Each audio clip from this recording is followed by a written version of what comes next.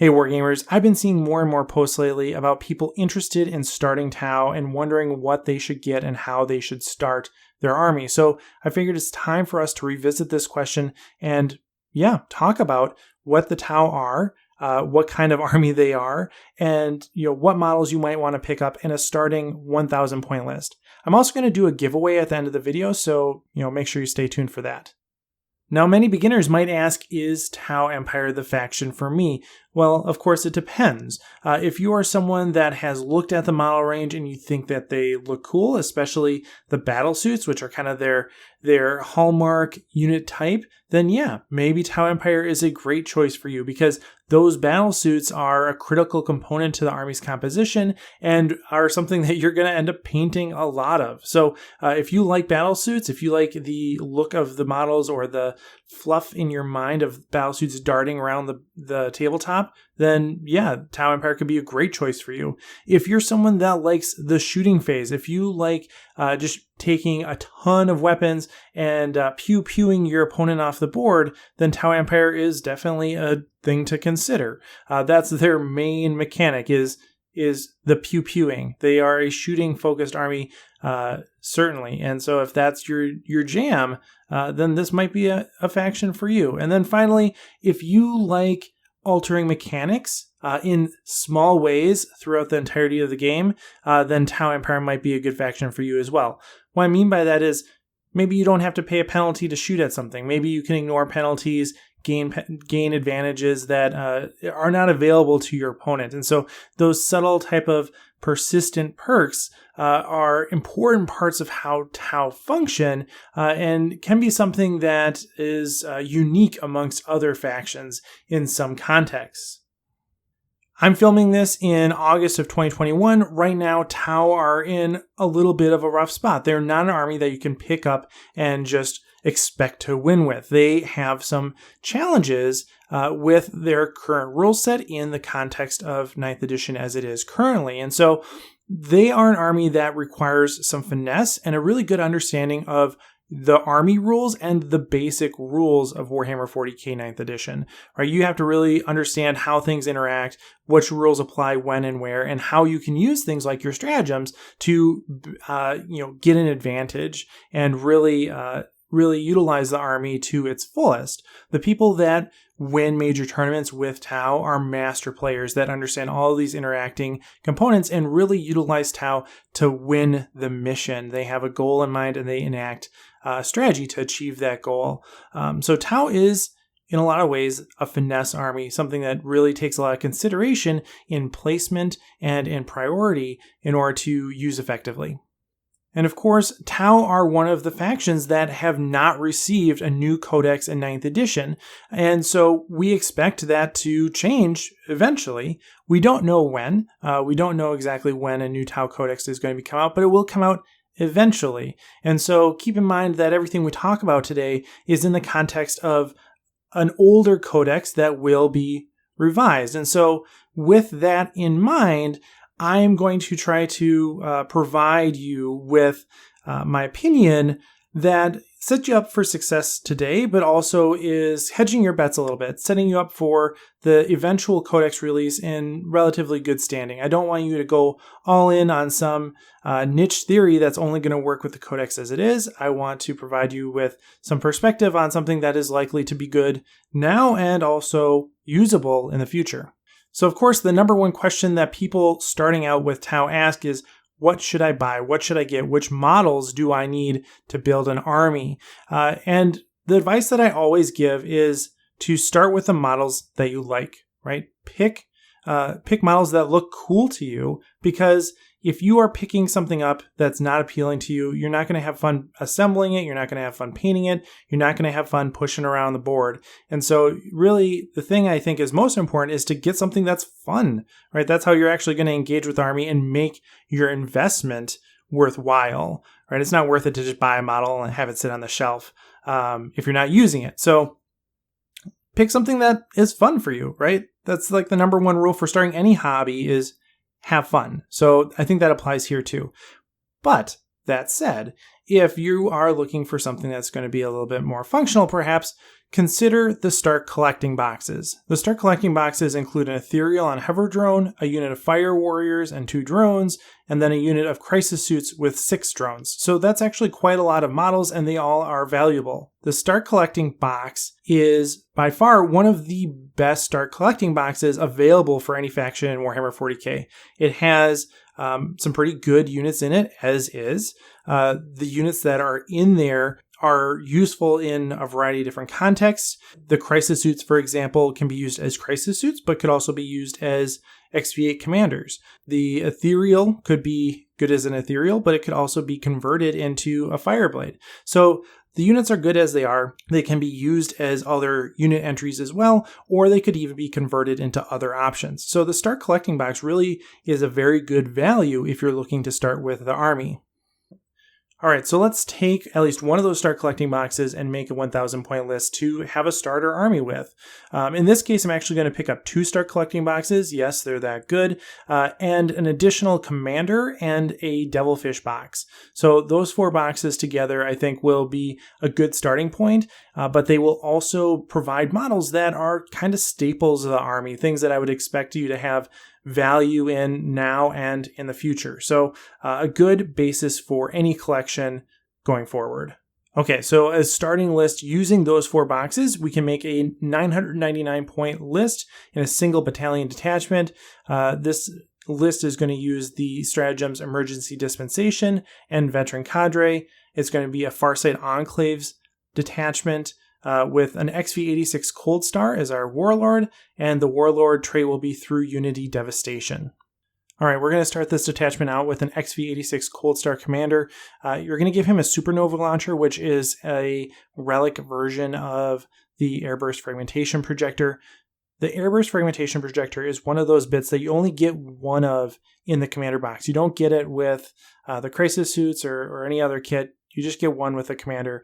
Here we're going to put it on him and call it a Supernova Launcher. But in general, I will say that it's a good idea to magnetize your models if you're comfortable doing that. If you're a veteran player and you're fairly familiar with magnetization, Tau are very easy to magnetize. It's one of their nice qualities. But if you're just getting in the hobby, don't worry about it. Supernova Launcher is going to be your AFP bit. Then 2 Fusion Blasters and a Shield Generator. The Fusion Blasters are really going to be the heavy punching weapon that he's carrying. Since he's so fast, he's going to be able to deliver those shots exactly where they need to be. And he's also going to have a Shield Generator to keep him a little bit safer. Because he's so fast, it's easy for him to get out of position. You're going to want to have a Shield Generator on him to kind of keep him safe if you're just starting out with the army. We're also going to have a Cadre Fireblade. Now, the Cadre Fireblade is a model that you can purchase. I didn't ask you to do that here, though. Instead, I'm asking you to just do a simple conversion using some of the bits that you have in your Start Collecting box. So in your Start Collecting box, you have 2 Ethereals. You don't need 2 Ethereals necessarily. And so here what we're going to do is take one of the helmets and some of the gun arm choices from the strike teams that are included in the Start Collecting boxes and use those on an Ethereal. So switch out the head, switch out the arms. Bada bing, bada boom, you have yourself a Cadre Fireblade instead of an Ethereal. And in this case, I think that's the better choice. And then for troops, we're going to have 2 5-man Breacher team squads and then 2 5-man strike team squads. These are your Fire Warriors. These are your infantry units that are included in your Start Collecting boxes. Those infantry units can either create strike teams or Breacher teams.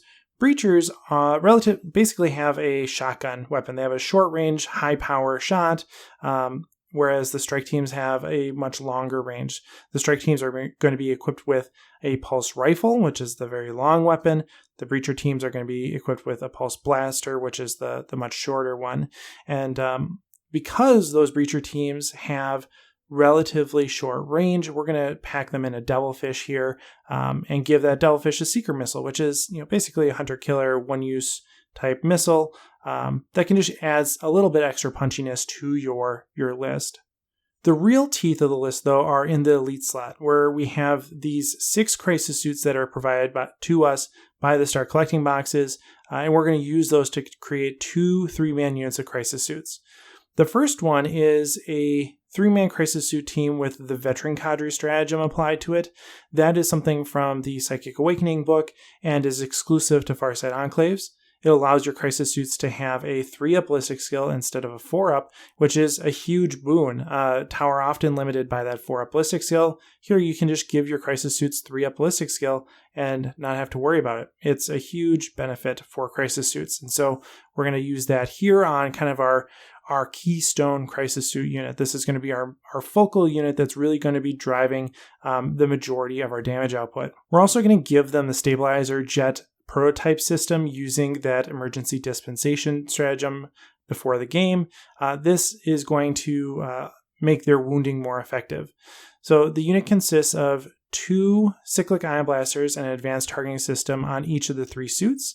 The cyclic ion blaster is a highly versatile, highly potent weapon, and the advanced targeting system just gives it an additional value of AP, so really making it more effective.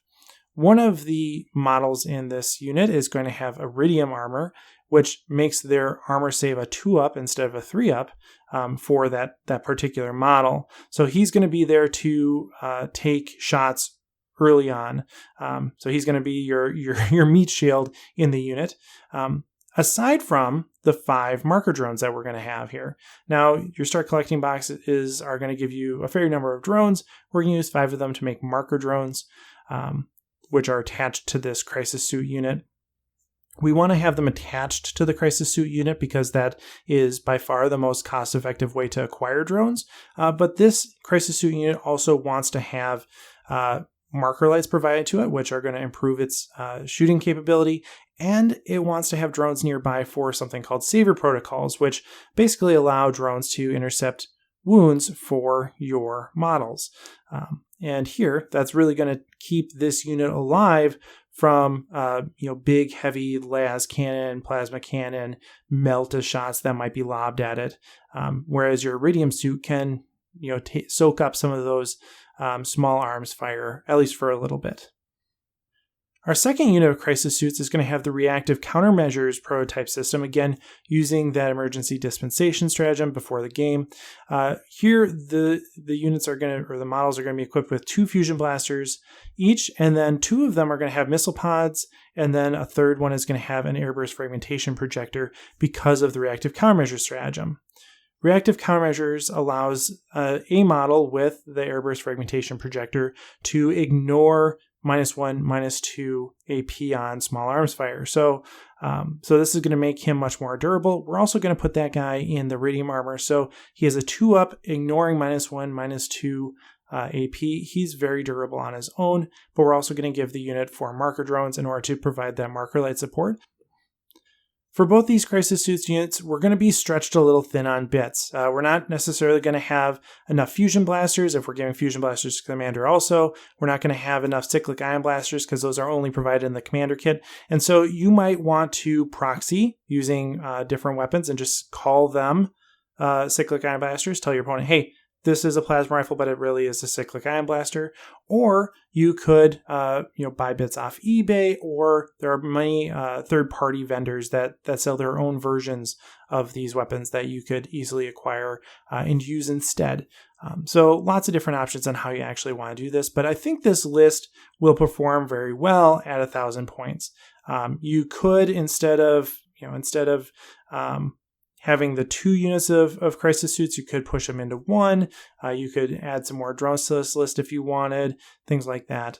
So there are multiple ways you could move forward with this list if you really wanted to customize it to your playstyle.